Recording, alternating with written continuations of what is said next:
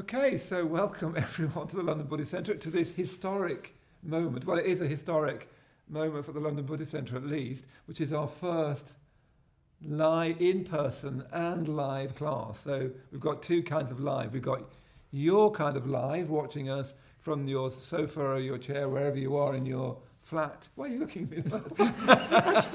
Wondering what you're going to make of this. Yes, I don't know what I'm going to make Lots of of ways of saying live. Yeah, there are. There's two kinds of live. There's live for you, and then we have actually live human beings in the room for the first time. Hi there, come in, grab yourself a place at Hello, the welcome. place front.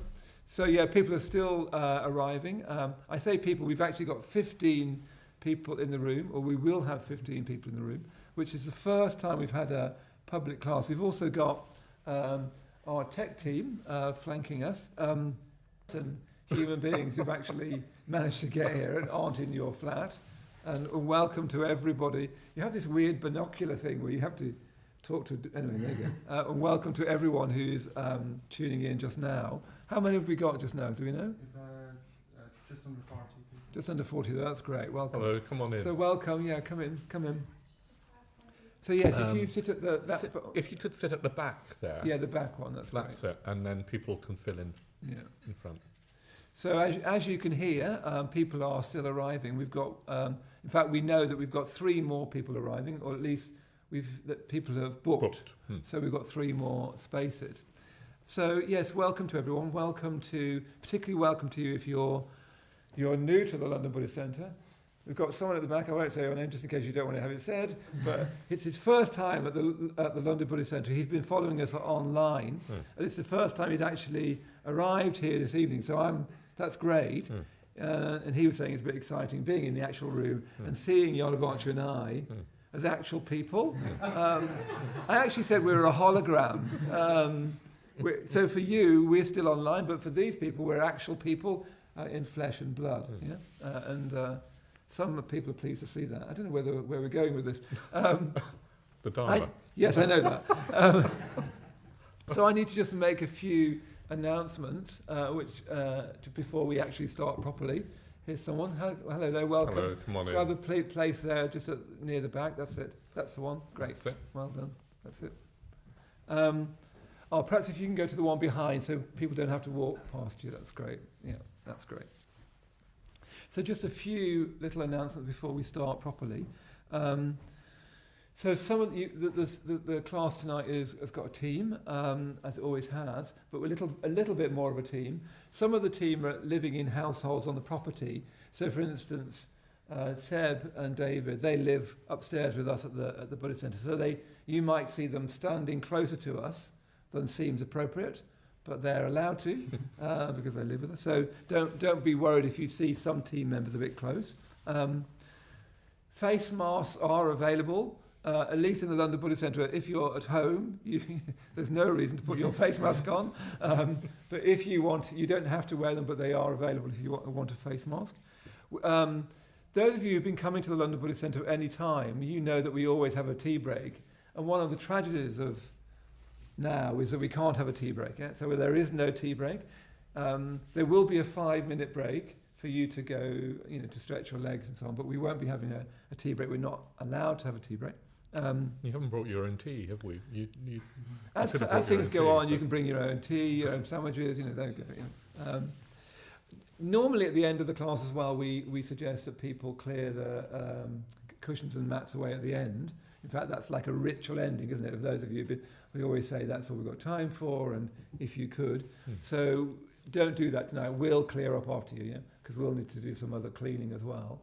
So just you can just leave your mats and cushions at the end. And if you leave the room in the 5-minute break and at the end, if you could go out in a staggered way, So perhaps what we'll do is we'll go from this side of the room to that side of the room when you leave for anything. So if you need to go off in the 5-minute break, just go to the loo or something. If we can go from this side to that side. Okay, so I think that's all the announcements I need to make, that I've been asked to make. So we're going to start the class for those of you online and for those of you in the room with saluting the shrine as we do at a class. If you're those of you at home, you might have a shrine of your own at home, so you might want to salute the shrine, or you might just want to join in when you hear us, and we'll do it in call and response, and then I'll say something a little bit more about the shape of the evening, and we'll kick off. Okay? So.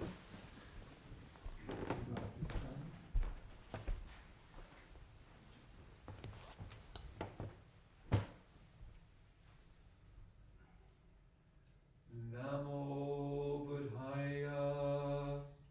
Namo Buddhaya. Namo Dhammaya. Namo Dhammaya. Namo Sanghaya. Namo Sanghaya. Namo Namah. Namo Namah.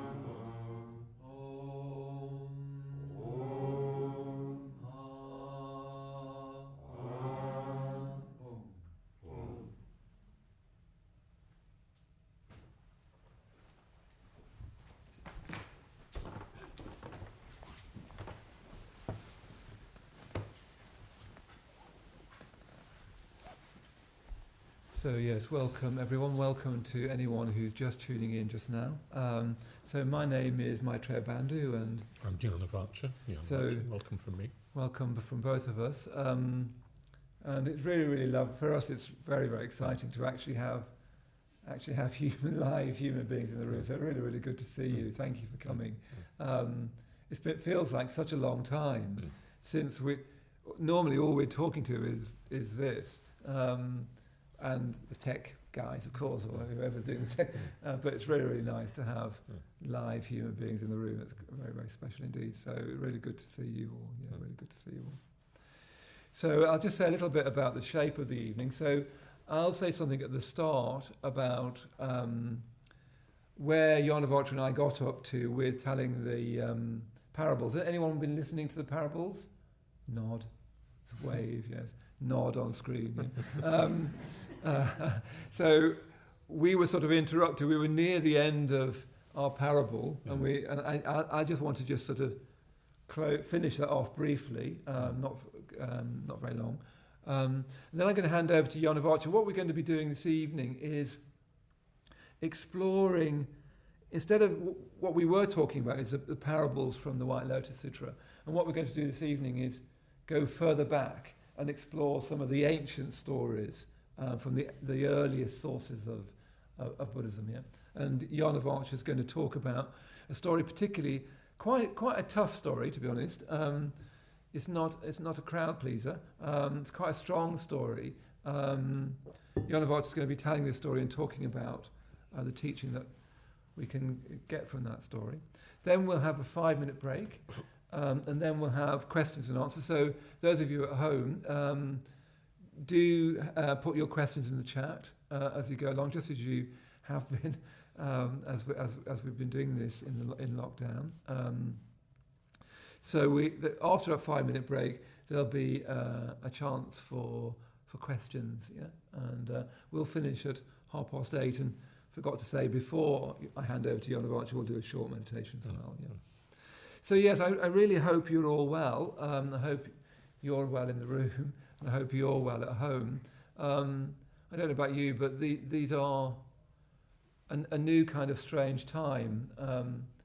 We've been just meeting today about Vajrasana and whether we can open Vajrasana or not, and looking at all the government guidelines about hotels and so on.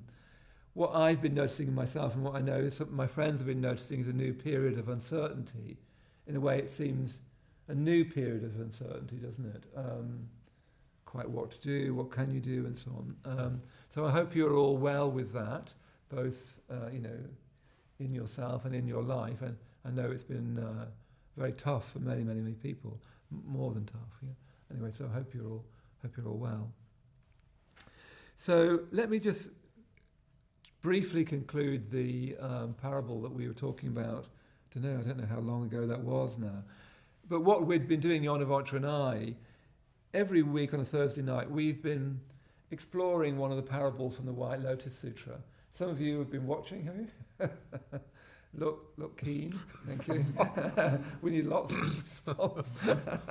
So we've been exploring these parables from the White Lotus Sutra as a way of, because parable is a wonderful way of talking about your life now, but looking at your life now in parabolic form. Parables tell you more about your intimate experience, I think, than abstract teachings.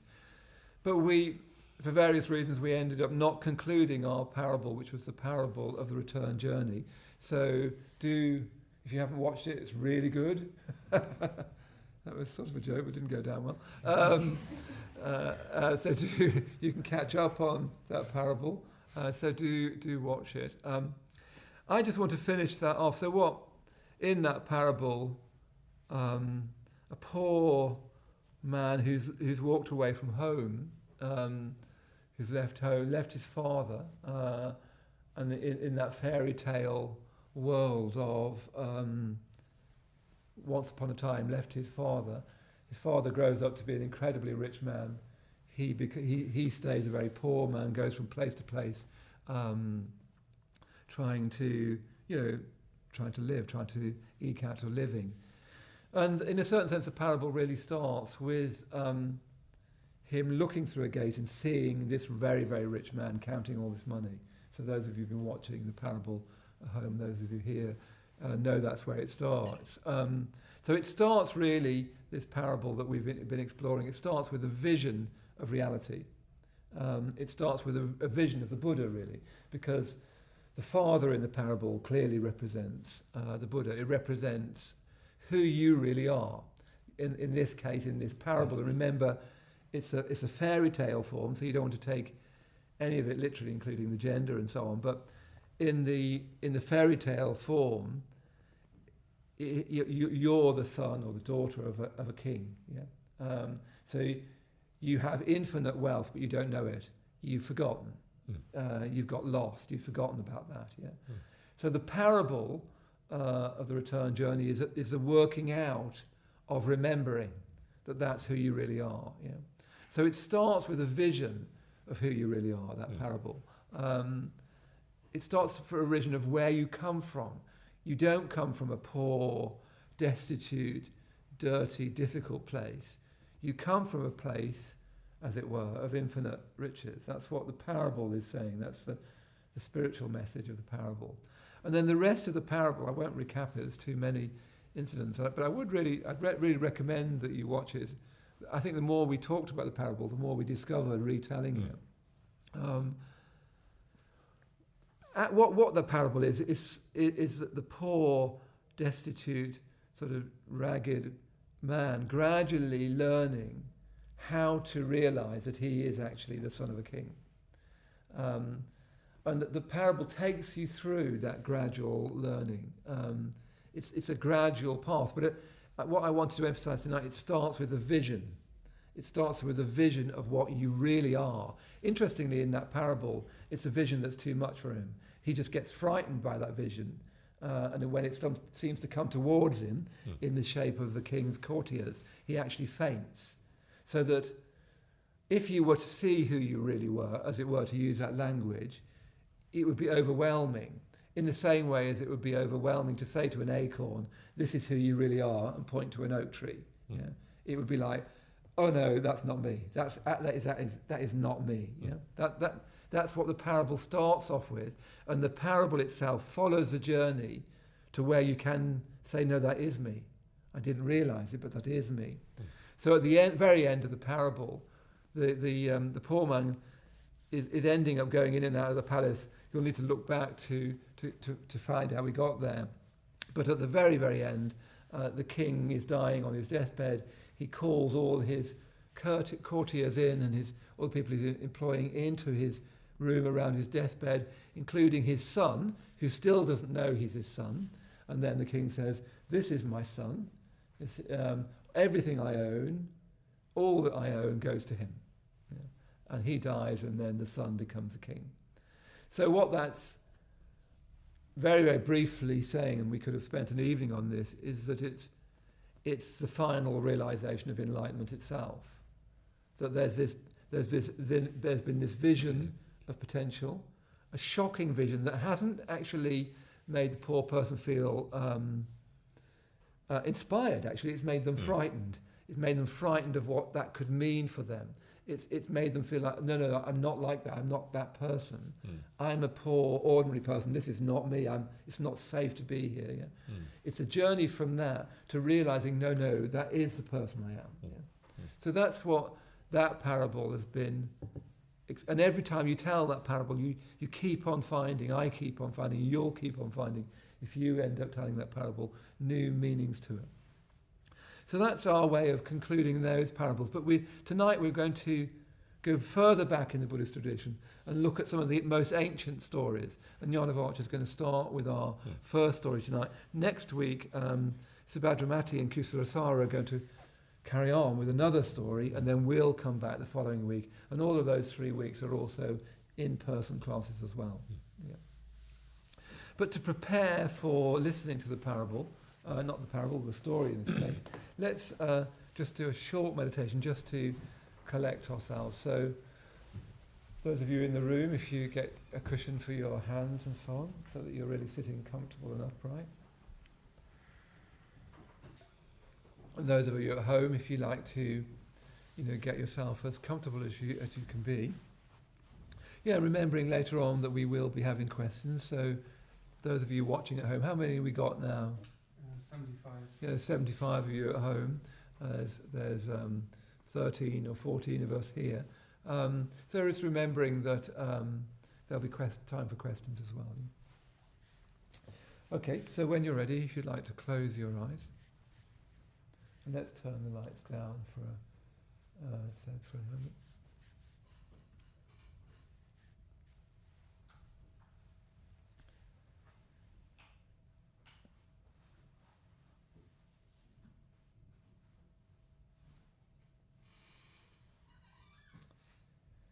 So as soon as you closed your eyes,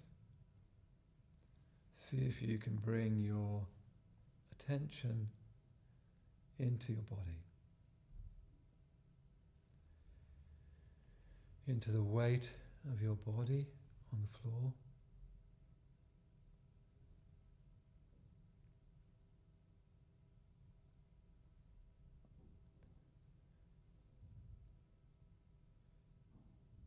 So if you're sitting in a chair at home, really feeling the support of the chair. You don't need to think about that, you just need to feel that.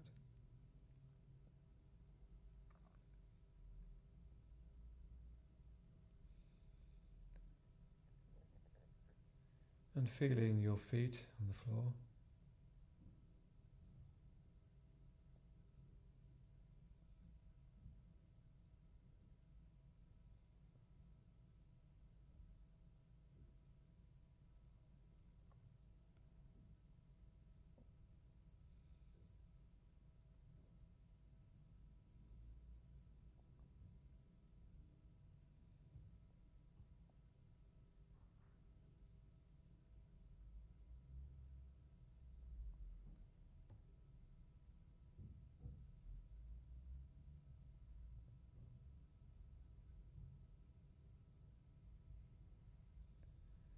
Then see if you can soften your face, soften your eyes.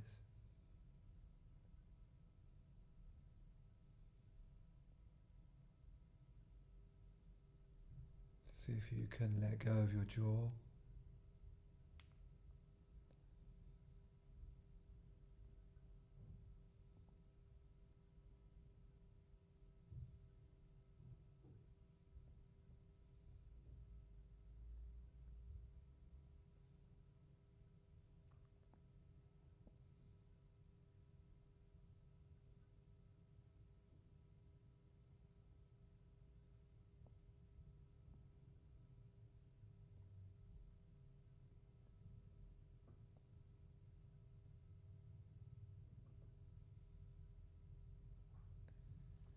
Just see if you can let go of your shoulders. And sometimes the best way of doing that is just imagining your shoulders letting go.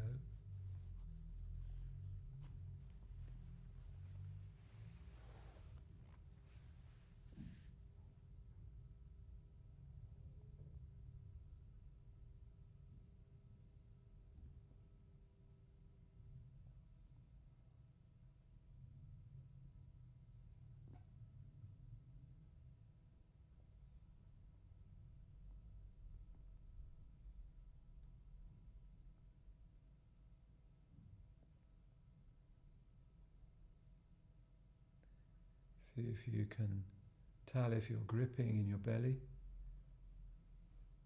and see if you can let go of that. So that as you're sitting here, your whole system is calming down, quietening down.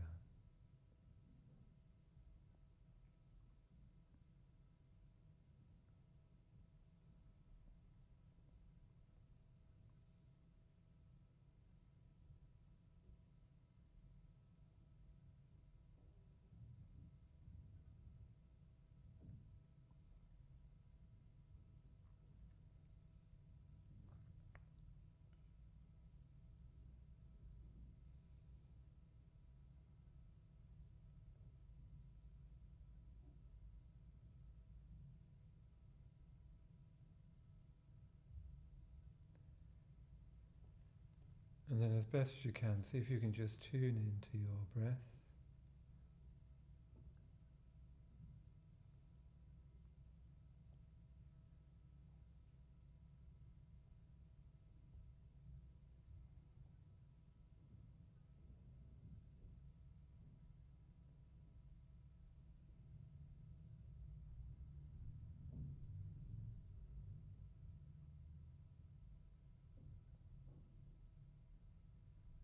Following the breath in, following the breath out.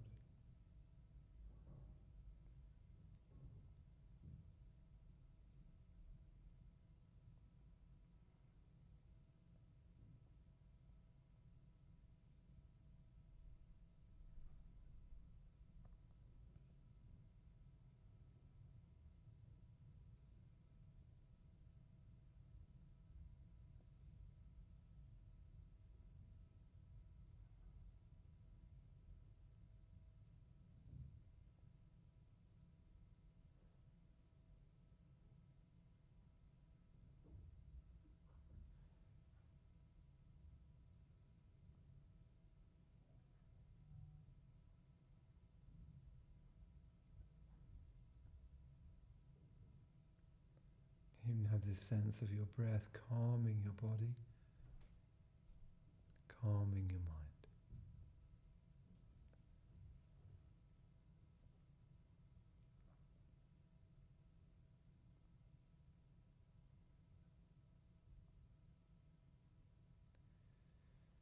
And then see if you can extend your awareness around your breath to include more and more of your body.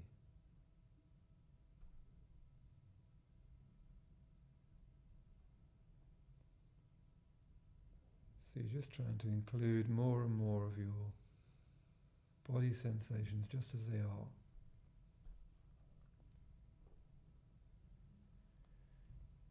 So there's your breath coming in and going out.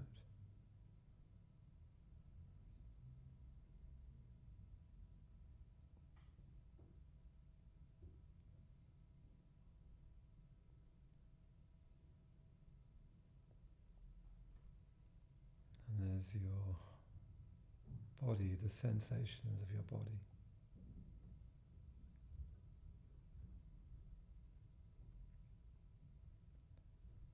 And then tuning in, extending that to the sounds around you, wherever you are just now.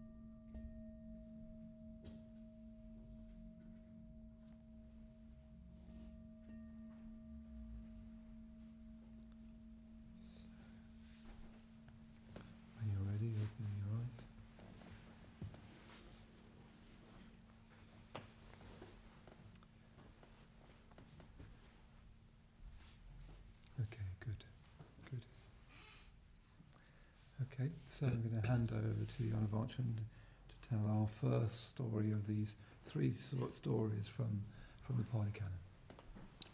Thank you. Yeah, and a very, very warm welcome from me.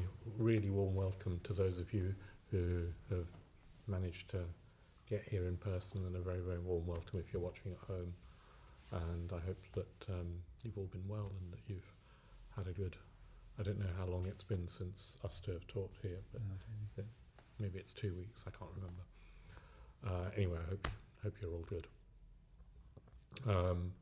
So yeah, as Maitreyabandhu was saying, we've been looking at parables from this Mahayana Sutra. Mahayana is a phase of Buddhism about 500 that began, well, I don't know, I'm not a scholar, but around 500 years after the death of the historical Buddha, or the passing away of the historical Buddha. It's a sort of fruition and a flowering that particularly used imagination and myth to explore the teachings of the historical Buddha. It also used metaphysics, philosophy, in a way that the historical Buddha had tried to avoid in a way. The historical Buddha kept his teachings very pragmatic, simple, practical. The Mahayana develops a whole complex metaphysics of what reality is, what enlightenment is, what the human form is, and has different ways of exploring those teachings, including the use of archetypal images like Buddha images and Bodhisattva images made of light, and introduces a whole mythical archetypal world. The parables that we've been exploring come from that world. So the myth of the return journey is, as Maitreyabandhu is saying, well, it's a myth, trying to point to universal truths about the nature of reality, and particularly about the nature of what it is to be human and our potential. So today, though, tonight, I'm going to go from myth to history. So Maitreyabandhu's talked about a story from earlier Buddhism. Well, this story is a true story. I mean, it actually happened, as far as we know. The earliest texts of the teachings of the Buddha have come to us in a language called Pali. They were written down in a language, well, in several recensions, but Pali is the one that survived. And they weren't written down until probably a couple of hundred years after the passing away of the Buddha. So after his parinirvana, as it's called. It's not quite that the Buddha died, the body died. The mind, the enlightened mind, was released into whatever, into reality. So it's this final nirvana, his nirvana without remainder of the body. Anyway, a couple of hundred years after that, the oral teachings started to become written teachings. And so as far as we know, these are stories from the actual life of the Buddha. We can't be completely sure, but scholars seem to indicate that the Pali Canon has an internal consistency and a logic that implies, they actually happened. So the story I want to explore today, well, I think the title of this evening was billed as Facing Grief, or something about grief and loss. Is that right? I'm afraid I didn't really look at the advert. So, so I want to talk about something completely different. Talk about joy. Joy, yes. But the story is about grief and loss. And that seems appropriate, doesn't it? We're hopefully, you at home listening, you here in the Shrine Room, haven't had to face too much grief and loss in this pandemic. You might have done. I don't know what you've been through. I've been fortunate so far. My family have been fortunate so far. None of us are through it yet. But in a way, pandemic or pre-pandemic, if you can remember back that far, loss, grief are universal human experiences that are part of the human condition. We're not going to be able to escape, even if there's a vaccine for COVID-19. Grief and loss are going to continue. But it seems particularly appropriate to reflect on how do we make use of the teachings that grief and loss can bring. Yeah? And Buddhism's concerned about, you must remember the Buddha said he taught suffering and the ending of suffering, the way out of suffering. That was his teaching, suffering and the ending of suffering. As I say, later Buddhism developed very, very complex metaphysical teachings about the nature of reality. Metaphysics isn't quite right. They're based on experience, meditative experiences and realizations. But the Buddha kept it very simple, primarily, and it's human beings suffer, and there's a way out. There's a way out. If there wasn't a way out, I don't think it would be worth, well, the Buddha said this himself, he wouldn't have taught about suffering, because it just seems cruel to dwell on loss and suffering and grief. If you can't help people, rise above it, transcend it. And there is a way out, and it's not an obvious way out, because it involves moving to a whole different level of consciousness, a transcendent consciousness that isn't that is sort of in this world, but is also not in this world of time and space and bodies and forms and loss and grief.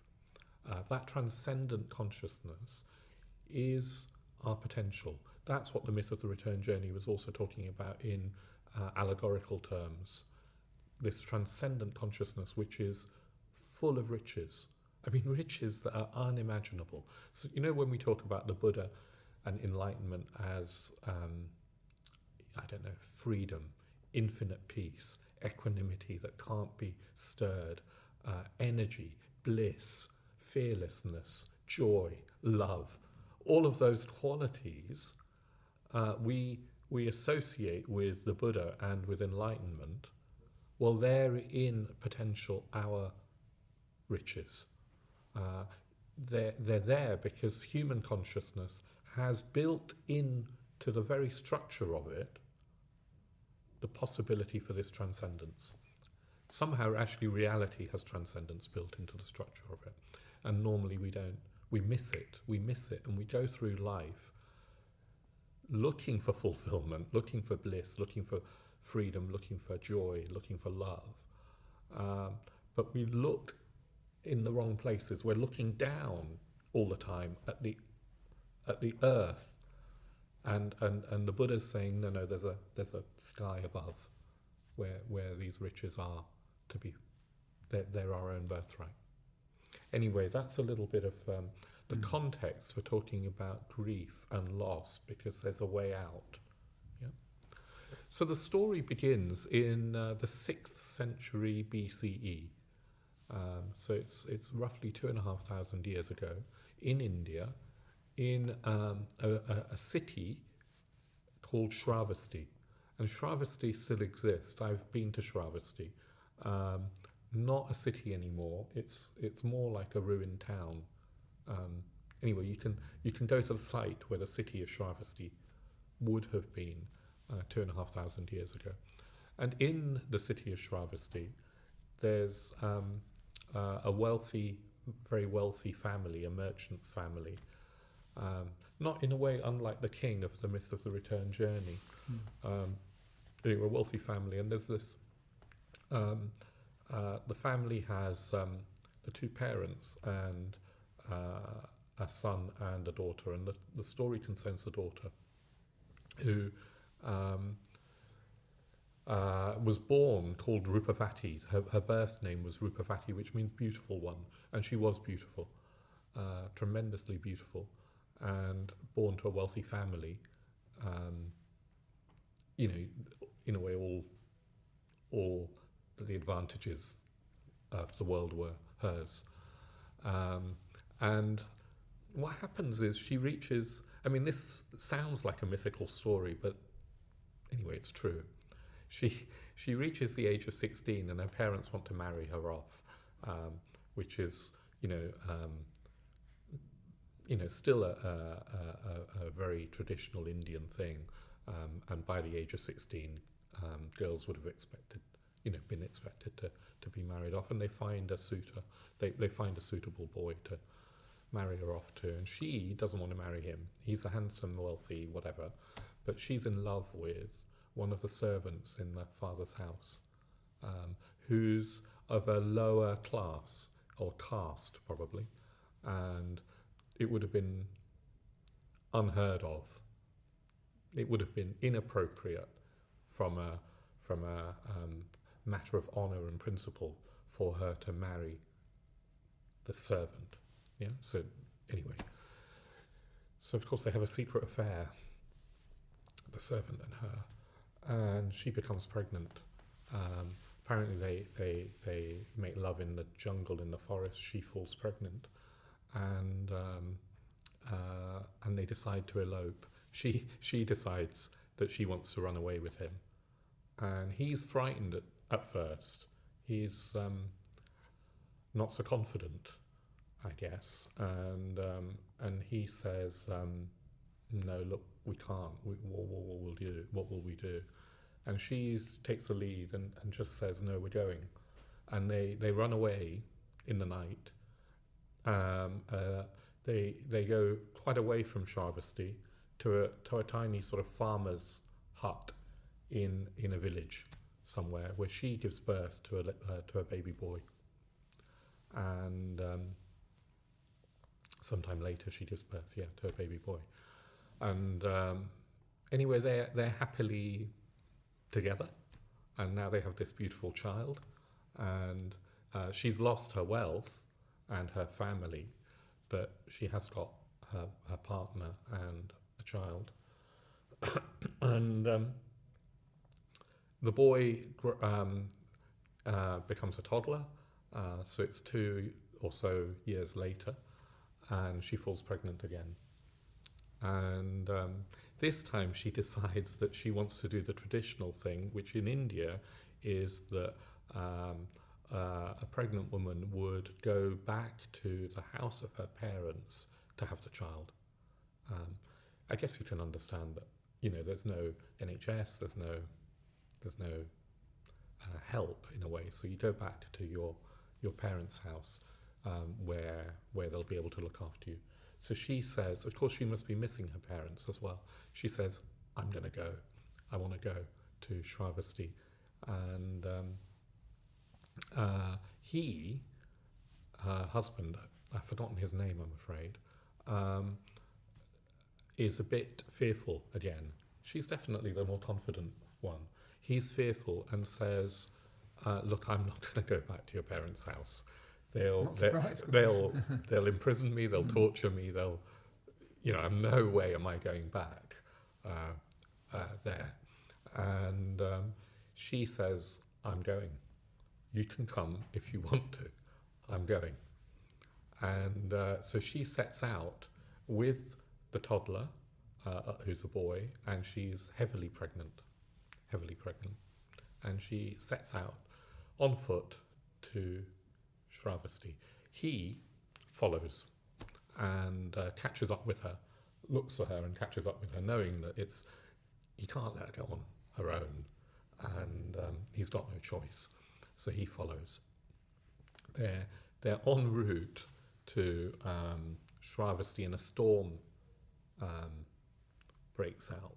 So, they're trekking through forest and scrubland, and it's wild. It's not just that there's a clear kind of road, tarmacked road that they're walking on.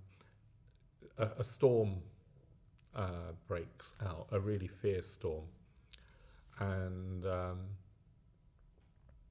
she goes into labour, and so she needs some shelter. So she says to her husband, "Please, can you find some shelter or make some shelter?" So he's cutting down branches and trying to provide some sort of makeshift shelter where she can give birth to their child. And this is where it all starts to go horribly wrong. So he's in the forest cutting down some branches, and she's some way away, I guess, under cover under some trees, or in some shelter, I don't know. Anyway, they're separate for a while, and a poisonous snake bites him on the hand, and he dies. And she doesn't know what's happened. She doesn't know what's happened, and she goes into labour. She's gone into labour, and she has to give birth to this child on her own in this pouring rain, in the storm, and it's night time now. So she's completely on her own, scared. Well, she's got her son, and she gives birth to this baby girl, I believe. And in the morning, she's too weak to move really, but she manages to get up and look for her husband, and finds his corpse, his body, and is completely overwhelmed with grief. I mean, this horrible losing somebody at any point is, of course, bereavement is, very, very, very painful. Possibly one of the most painful things.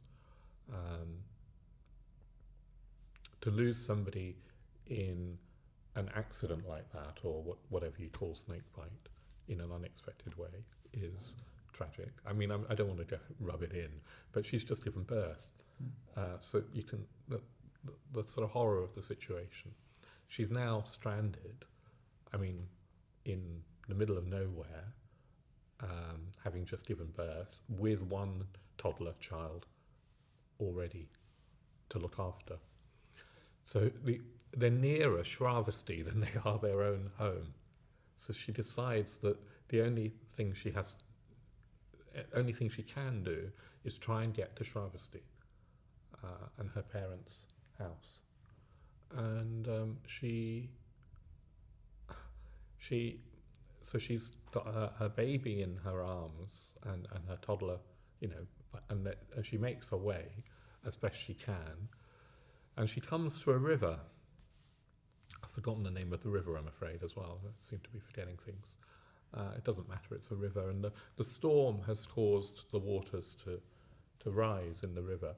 Now, she can wade across. It's sort of waist high. But she can't carry both her children at the same time and wade across. She doesn't have that strength.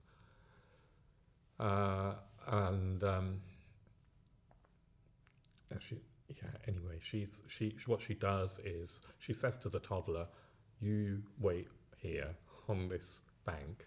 I'm going to take the baby across, and then I'm going to come back for you." Yeah. So he does as is told, and he sits on the bank, and she takes the baby and crosses the river. And gets to the other shore, puts the baby down on some leaves, the newborn on some leaves, and then turns around and starts coming back to pick up her son.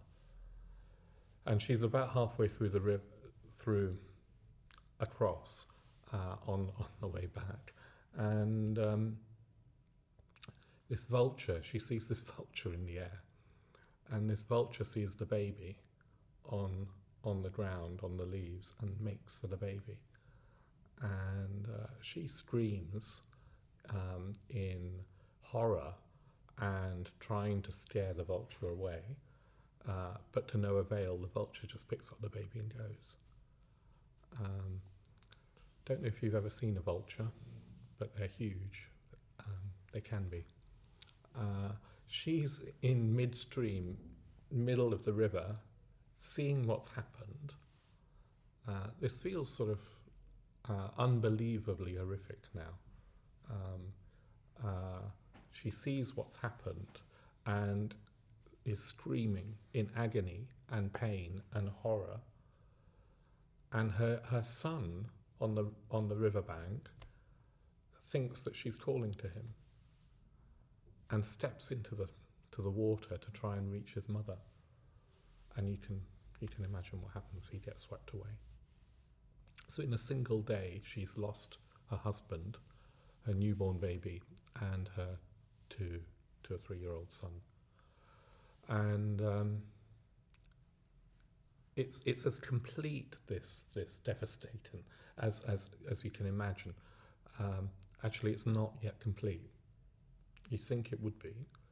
She makes it to Shravasti. She gets to Shravasti, and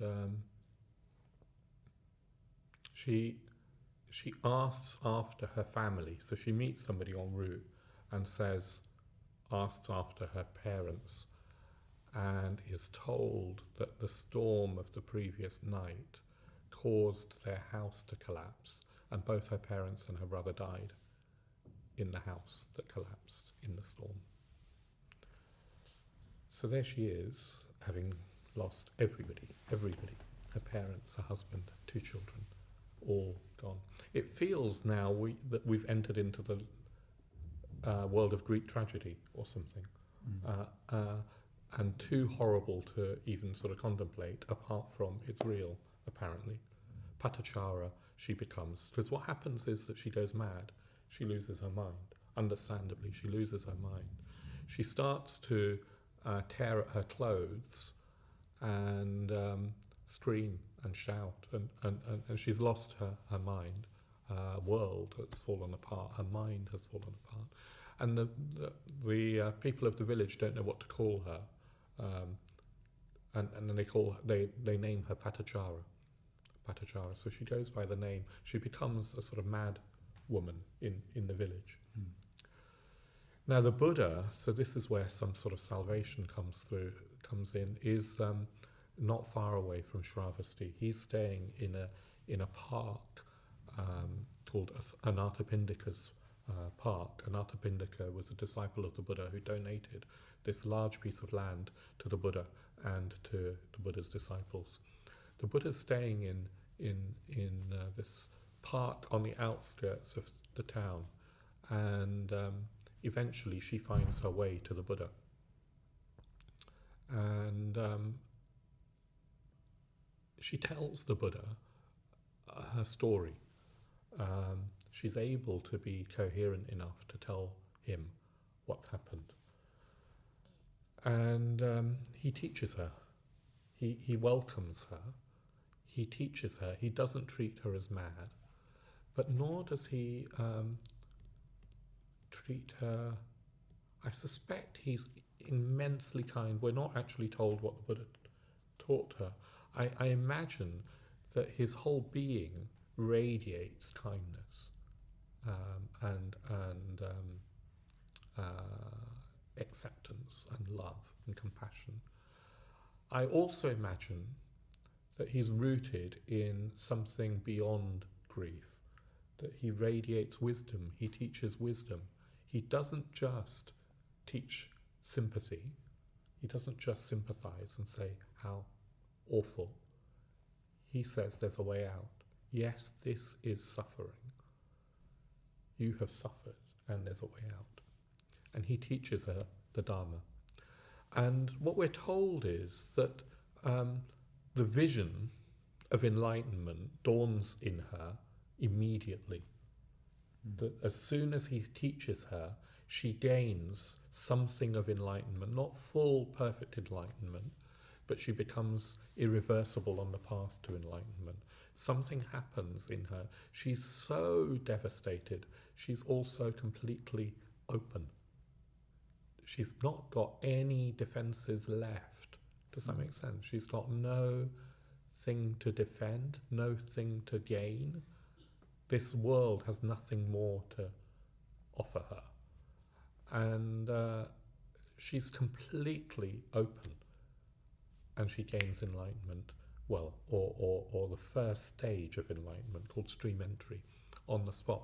Later on, she does gain full enlightenment. She becomes as fully enlightened as the Buddha, and she becomes one of his foremost women disciples. She becomes a nun, one of his foremost women disciples, and she writes her own story down for others, and she becomes foremost in the monastic code. They developed a kind of monastic code, and he called her the foremost nun in the Vinaya, in the monastic code. She's celebrated as one of his chief disciples, fully enlightened disciples, who has reached not just the ending of grief, but the realization of complete freedom that is accompanied by complete peace, equanimity, unshakable peace, unshakable love, and a sense of that love is born from a sense of having transcended our normal sense of separation, of me and you, of me being here and you being there, wherever you are. That transcendent consciousness is above and beyond that. It sees into the life of everything, you could say, and the life in everything is one. It's the same in everything. The form, the physical form in time and space, is not one, obviously, and it's transient. But the enlightened consciousness, the transcendent consciousness, sees beyond that. It experiences a state where this physical outer form doesn't mean the same thing. It's like you don't mourn a soap bubble. It's beautiful while it lasts, and then it's gone. The enlightened mind has come to terms with the transient nature of the physical world, and she does that. She transcends herself and this separation. So she becomes the nun Patachara, the enlightened nun Patachara. So I want to say a couple more things, and then we're going to pause for a break. Well, we will in just a couple of minutes. So what do I want to dwell on? Well, what I want to say is that you can approach enlightenment from two different routes. It seems like Patachara epitomizes one of those routes, which is that you let go of this world and everything that this world, by that I mean samsara, by this phenomenal world, you let go of everything that it can offer you. Because in Patachara's case, it's not so much that she let go as that she was forced, it let go of her. Everything this world can offer her. She had it all, and then it was taken away. And in letting go, you become open to a transcendent realization. That's one way into Buddhism, through suffering, through dissatisfaction, through reflecting that life doesn't work. It doesn't work on its own level, so you look for more. In her case, nothing had worked. It had all been taken away, and she wasn't even 20, so you look for more. The other way that people approach enlightenment is that it's not so devastating. Their world hasn't fallen apart as it had done for Patachara. It's just that they have this gnawing sense that there is more. Yeah? That there is more. And they're attracted to a vision of more. And I guess for some people it might be a mixture of the two. In my case, it was a bit of a mixture of the two. I'll say a little bit more about that in a few minutes.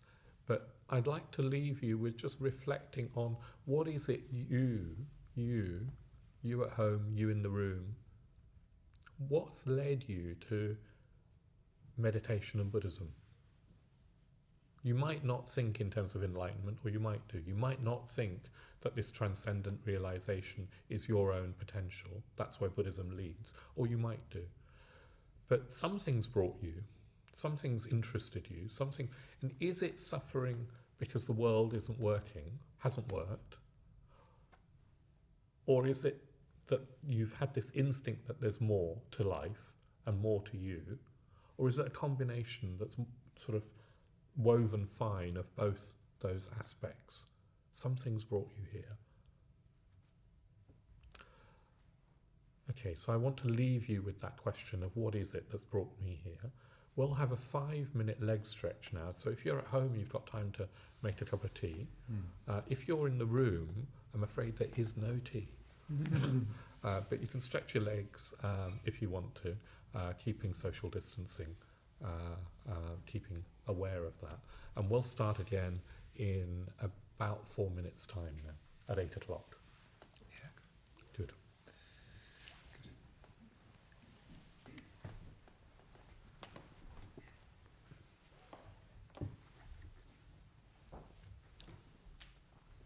So do feel free to go into the other room as well if you want to, if you're here. But yes, just keep distant from other people.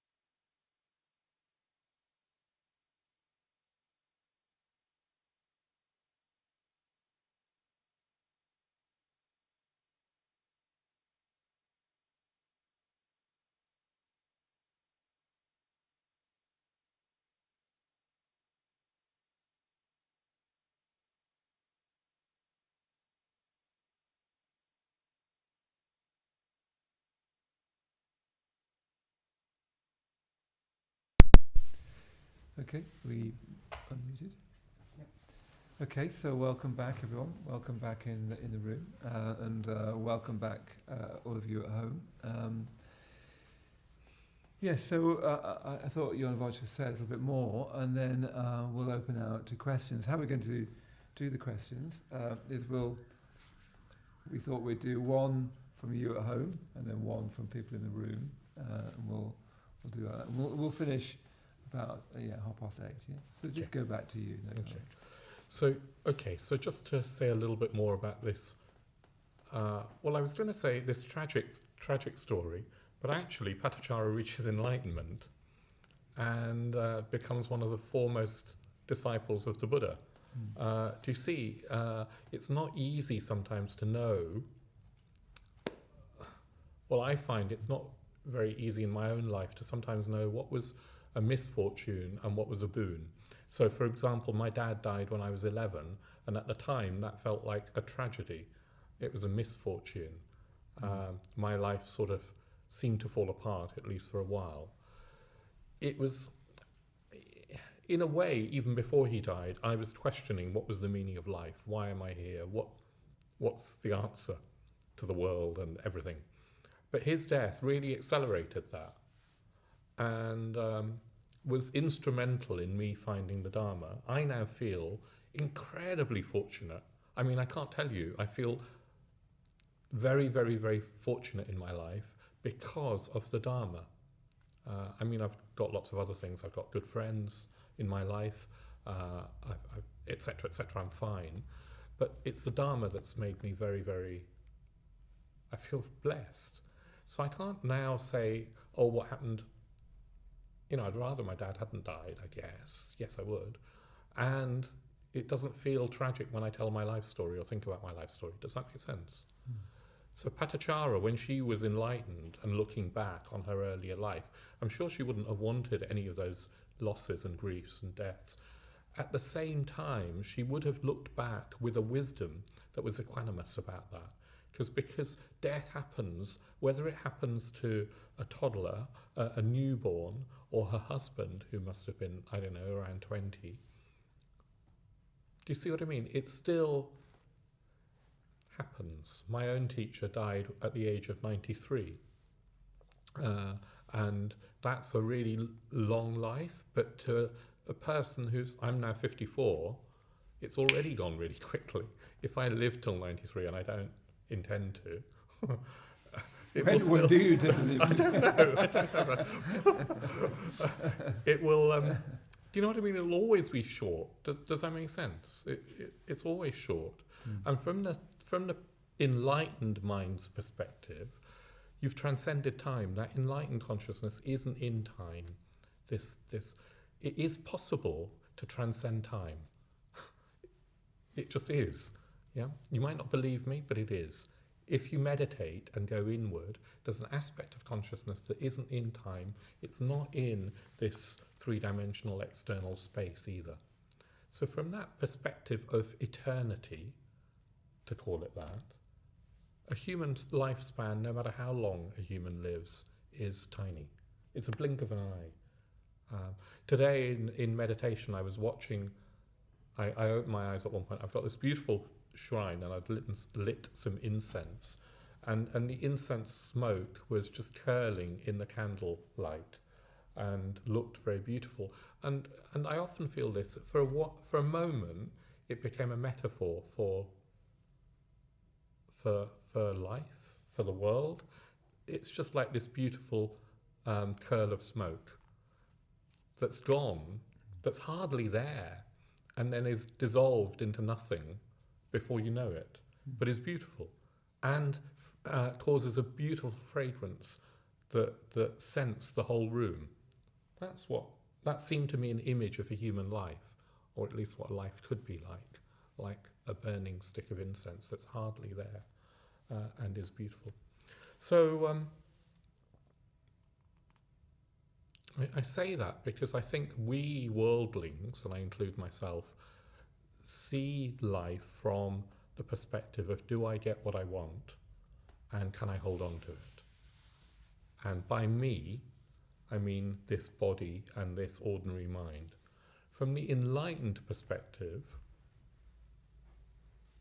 this whole world is nothing more than that incense smoke, and there's a far richer, substantial, not substantial in the philosophical sense, far richer, more meaningful state that consciousness can reach. I suppose you mean a realer as well, a real estate. Real estate, real estate. Not real estate. More real. More real. More real. It's more real in the sense that, in comparison, this life feels dreamlike. And you don't mourn your dreams, do you? I won't tell you my dream from last night, but it didn't end well. And but as soon as I woke up, I thought, oh, what a relief, it's gone, it's fine. You know, so enlightenment is like that. It's you wake up, and then all the things that I thought were wrong in this life doesn't mean that. We got it really wrong. Yeah.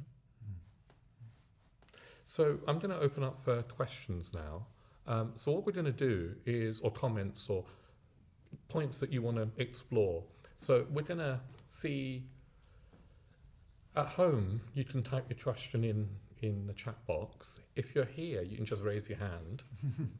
And I'll try and alternate. So we'll take one question from the people who are in the room. I was going to say the live people, but you're all alive, thankfully. And then David will read out one question from the chat box. And we'll see how we go. Yeah? So let's start with, shall we start with the room? Let's start with the in-person, live. I don't know what to call you. In-person, people live. in live person. In the room. Rather than on the screen, yeah. Any thoughts, any questions? Yes. Hi. I've forgotten your name. That's right, Srini. Shrini. Yeah. Okay. Story you said and your case as well, I think it all comes down to the way I see it. It's probably a cynical, part of it is slightly cynical, but if she never met the Buddha, right? She'll be just another mad person. Yeah. Might have been. Yeah. She might. Yeah. What transpires in the way I see it is because whatever suffering might be, unless you make that effort. So it's all about kind of, if you don't, what are you? Okay. So I don't know if it sounds a bit too negative. No. I just don't want it to come out as that, but the thing is, like, end of the day, it's what you make out of it, or is it just something more than that? Okay. So I'm going to repeat the question just in case the mic didn't pick it up, or try and paraphrase your question, Srini. Thank you for that. So yes, you've been asking, if she hadn't met the Buddha, she would have just been lost and remained potentially just mad and lost and alone. And is that saying that if we don't somehow make an effort to grow, then we remain just with the suffering, and there's no virtue in that? And I think that is what Buddhism teaches, yeah? That there's no virtue in suffering on its own. Do you see what I mean? That it's not like suffering is somehow redemptive of its own. It's not that in any sense that suffering is good. Suffering is just suffering. It's just that, yes, sometimes people make something, they grow because they look for more, and that suffering can act as a trigger for that. But it doesn't have to. But for some people, suffering starts a spiritual quest of saying, okay, so what is the point of life? And if they're fortunate enough to discover a spiritual path, then they can make progress. Otherwise, I don't know, there are all sorts of, there's madness, there's depression, there's suicide, there's all sorts of negatives. So suffering in itself isn't so good in itself. But yes, it does depend on what do we do with our lives, and it's up to us. Buddhism doesn't have a God that's going to save us. It doesn't have a creator God that is just saying, you will be saved, whatever. It's not like that. It's saying we have to transform our own consciousness. There is the potential to transform our own consciousness to a transcendent consciousness that transcends all suffering. That's our potential, but nobody else can do it for us. Just as I can teach you to meditate, but I can't meditate for you. Yeah, I can't help you discover that consciousness. You have to do it yourself. The Buddha couldn't have done it for us. All he did was point the way. I say all, that's huge, but he can't do it for you. The other thing I was going to say as well was that the spiritual value of suffering, if there is one, is that it makes you stop and reflect. Right. That's what it can do. Right. It draws you up short, doesn't it? That's its potential, at least. I mean, often it doesn't do that. Yeah. But if you think about it, happiness doesn't tend to do that. You can be really happy, you get what you want. It doesn't tend to make you reflect about yourself, about life, about what you're doing in life. You tend not to reflect in a happy state. It's interesting that so much poetry comes out of suffering, because suffering at least potentially asks questions of you and asks questions of your life and gets you to think, actually, what am I doing? So I think that's its only spiritual value, is it can stop you in your tracks and make you reflect in a way that happiness doesn't usually do that. Does that help? Thank you. So David's going to see if there's a question from the chat box. Is there a question? Yeah, there's lots of questions. Oh, lots of questions. And, Good. I think you referred to a lot of them just in that answer, but Oliver asks, is there any difference in pursuing enlightenment due to suffering, curiosity, or both? I.e., is one more conducive to enlightenment? Good question. So Oliver, I'll repeat the question again just for the mic. I was asking, is there any difference between pursuing enlightenment out of suffering or out of a positive attraction? Is there any advantage to one or the other? Do you want to say something? I mean, the truthful answer is I don't know. I think that it's almost as if they've got slightly different colourings. They've got slightly different tonalities or something. That if you follow the path from suffering, it sort of creates a different feeling of that path. I think it is exactly the same thing, but it creates, that's my immediate thought, it creates a different tonality almost. Yeah, but you see, like Patachara was backing away from suffering. I mean, suffering was pursuing her with a vengeance, as it were. And but she did have to meet the Buddha and be drawn to the vision. Yeah. Eventually, I think you have to be turned around to look at the vision.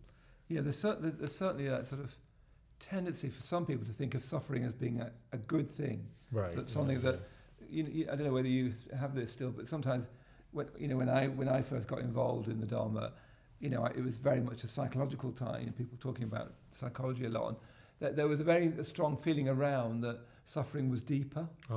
That but if you not, is it? No, that's right.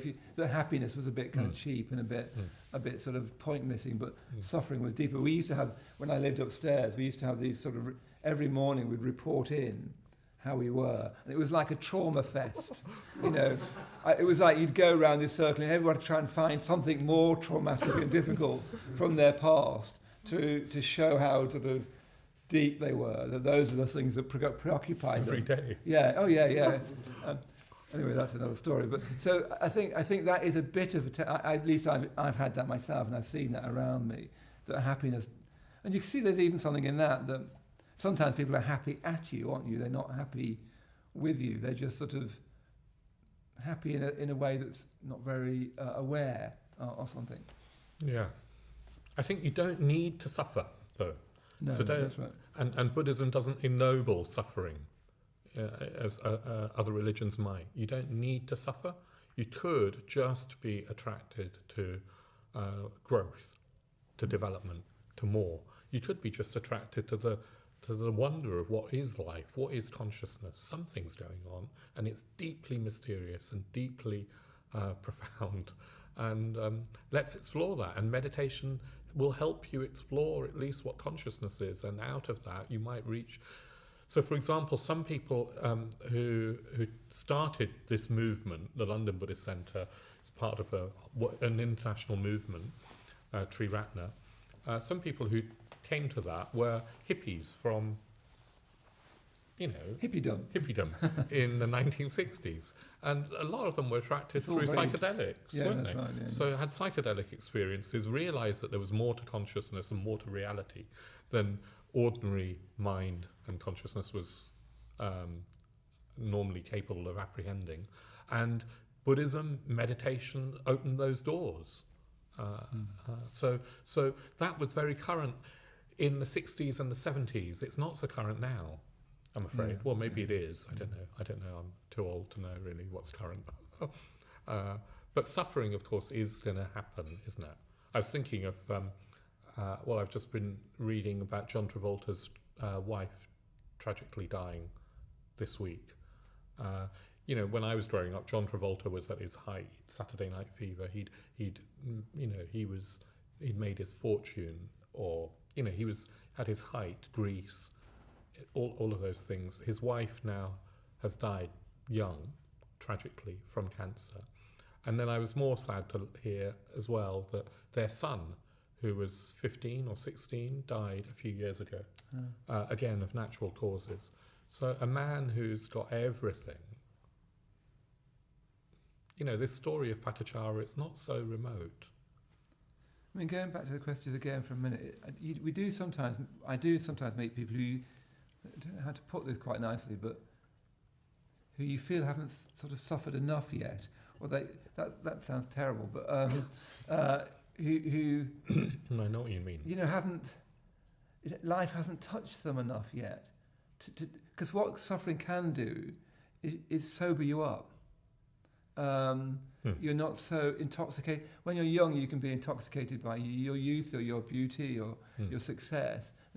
Intoxication is very intoxicating, and sometimes you feel that life hasn't imprinted itself into them yet enough for them to realise this. I don't know whether you think this, the seriousness of not their situation, but the human situation.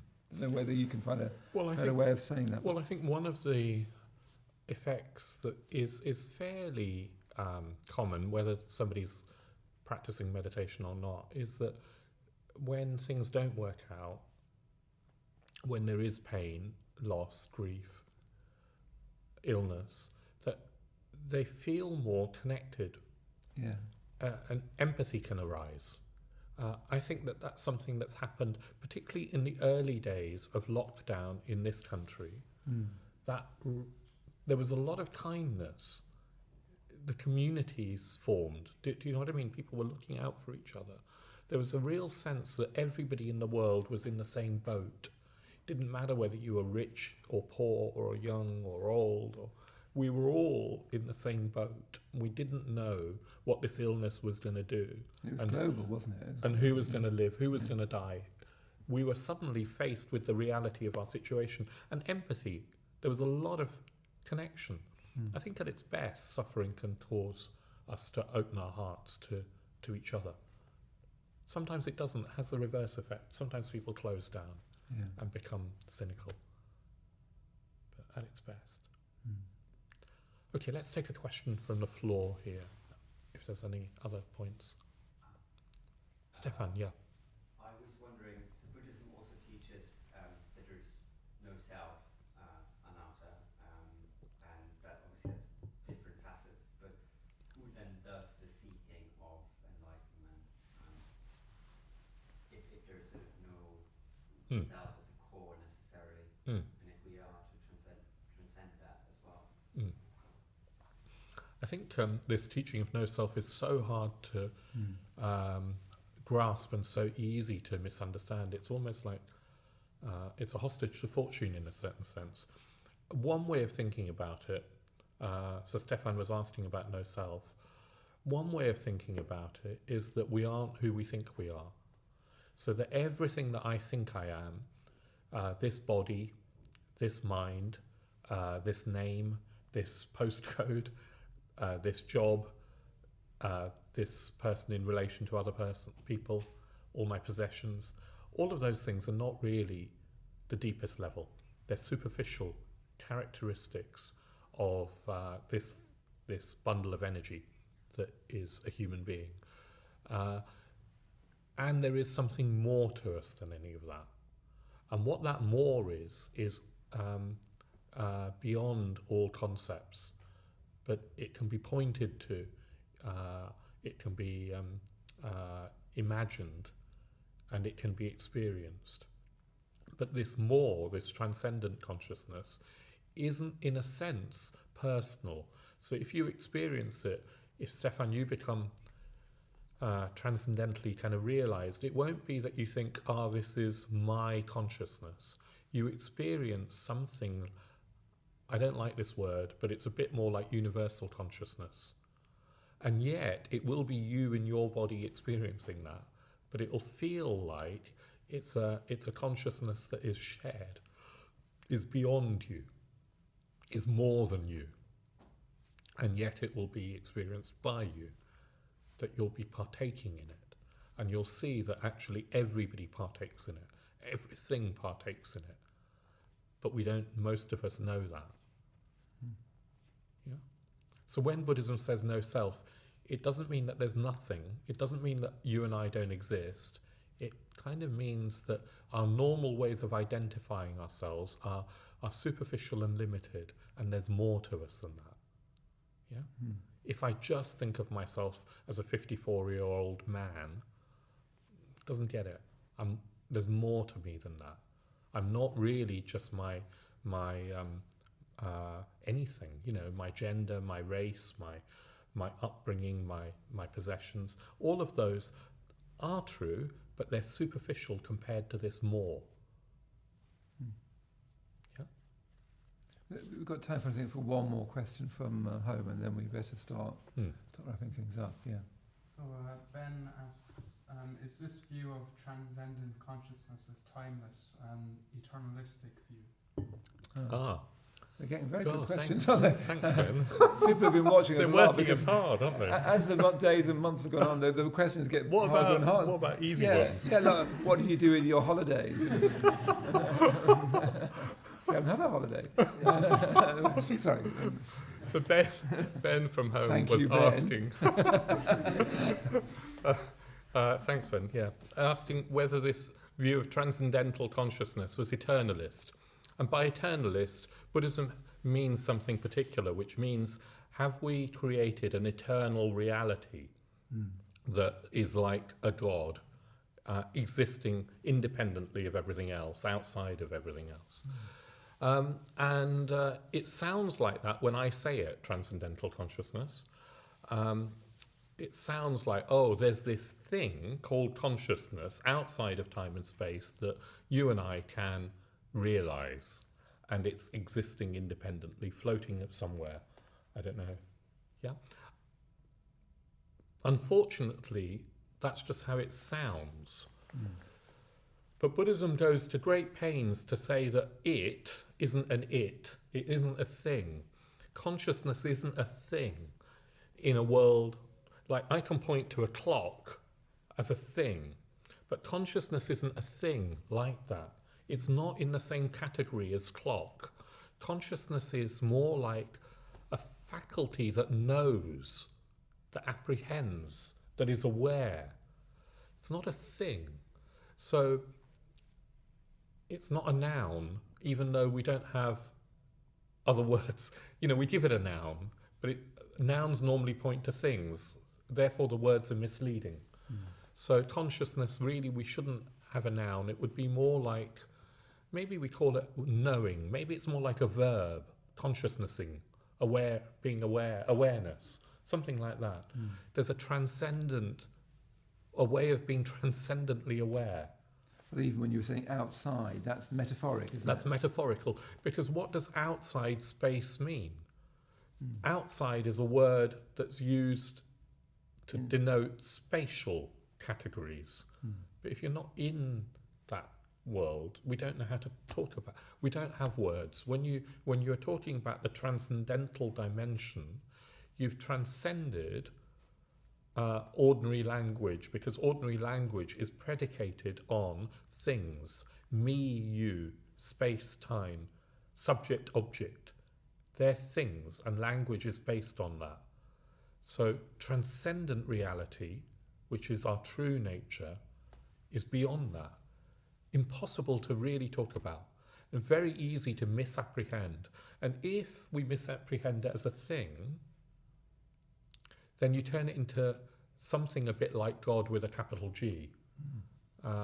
And then instead of trying to realize it, you maybe just stay worshipping it, or fearing it, or obeying it. Yeah? And that wasn't the point. The Buddha said, no, you can become a Buddha. Don't just worship. Do you see what I mean? You can become a Buddha. You can realize this.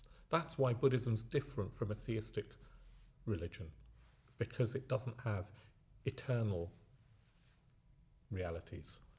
It's not nihilistic either. But it's not nihilistic either. So, for example, Buddhism doesn't say that when you die, when the body dies, that's it. Earlier on, I was talking about the parinirvana of the Buddha.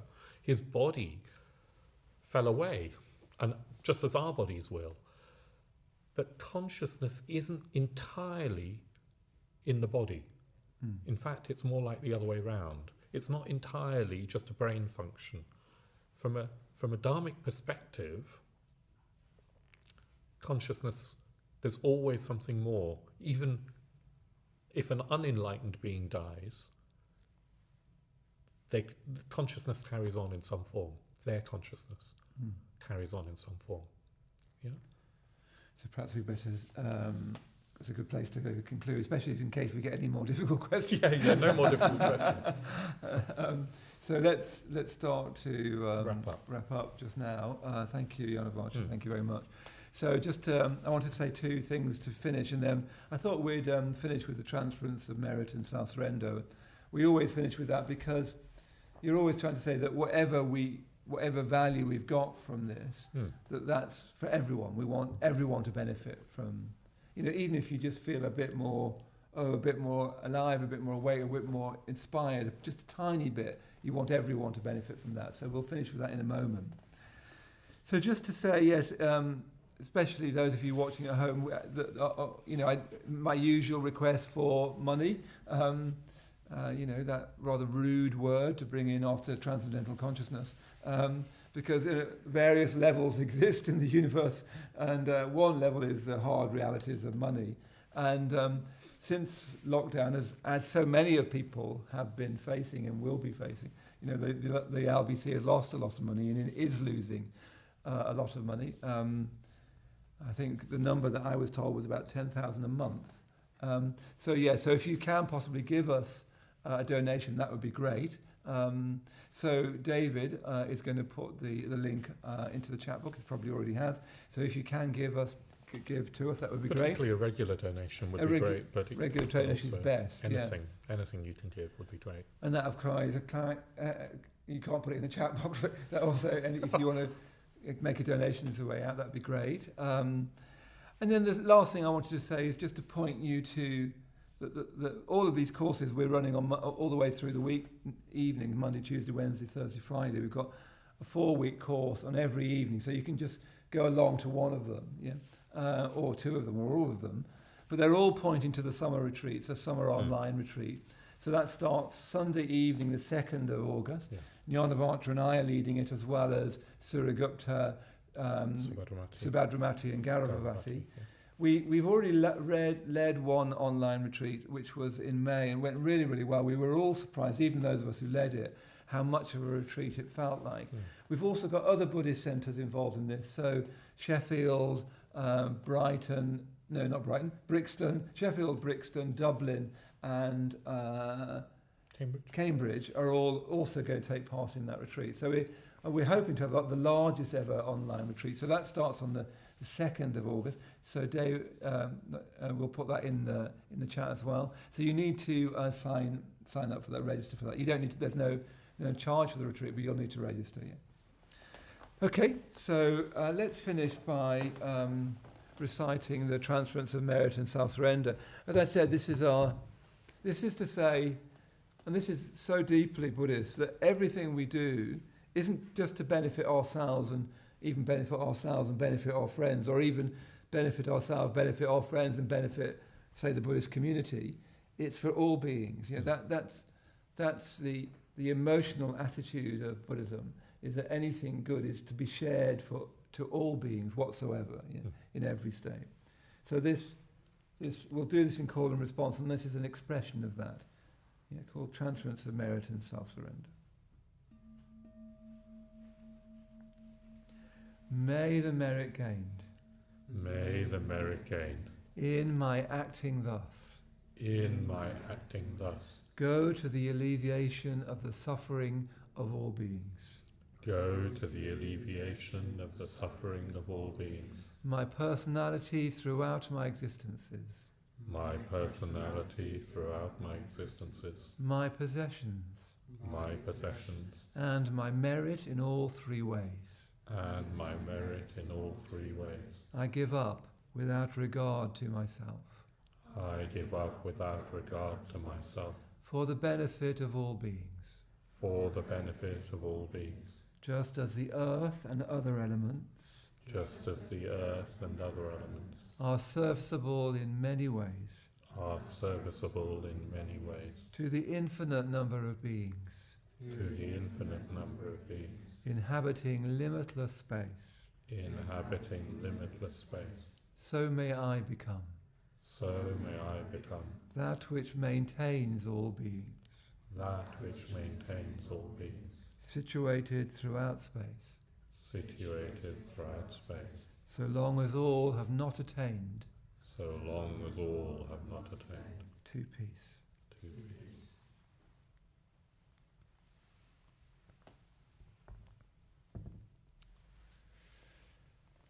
Good.